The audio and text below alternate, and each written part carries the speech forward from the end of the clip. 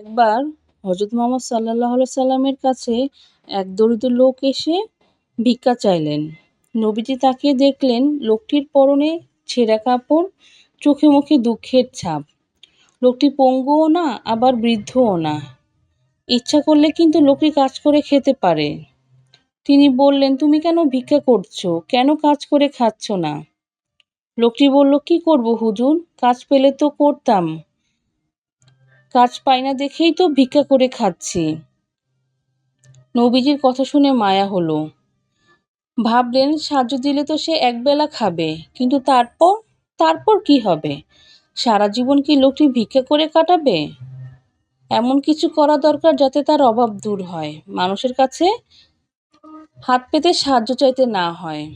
নবীজি তাকে বলল, তোমার বাড়িতে কি এমন আছে যা তুমি বিক্রি করতে পারো? লোকটি বলল, হুজুর, আমি খুব গরিব, আমার কিছুই নেই, তবে ঘরে একটাই কম্বল, চাইলে ওটা বিক্রি করা যায়। নবীজি বলল, ঠিক আছে, তাই করো, তোমার কম্বলটি নিয়ে আসো। লোকটি তাই করল। নবীজির কথার মতো বাড়ি চলে গেল। একটু পরে ফিরে এলো কম্বল নিয়ে। নবীজি কম্বলটা সাহাবীকে দেখালো এবং বিক্রির কথা বলল। এক সাহাবী বলল, কম্বলটি কিনবে। মহানবী তার কাছ থেকে ন্যায্য দাম নিয়ে কম্বলটি দিয়ে দিল। কম্বলটি নিয়ে সাহাবী চলে গেল। নবীজি লোকটিকে ডাকলেন, তার হাতে কিছু টাকা তুলে দিয়ে বললেন, এই টাকা দিয়ে কিছু খাবার কিনে খাও। তারপর বাকি টাকা দিয়ে একটি কুঠার কিনলেন। সেই কুঠার নিজেই হাতল লাগালেন, লোকটিকে দিলেন এবং বললেন, এই কুঠার দিয়ে প্রতিদিন বনে যাবে, বনে গিয়ে কাঠ কেটে বাজারে বিক্রি করবে। লোকটি তাই করল। সে প্রতিদিন বনে থেকে কাঠ কেটে সে কাঠ বাজারে বিক্রি করলো। এতে তার খুব লাভ হলো। তার অভাব দূর হয়ে গেল।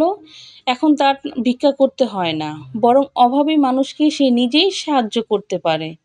কিছুদিন পরে সে নবীর সঙ্গে একবার এসে দেখা করল।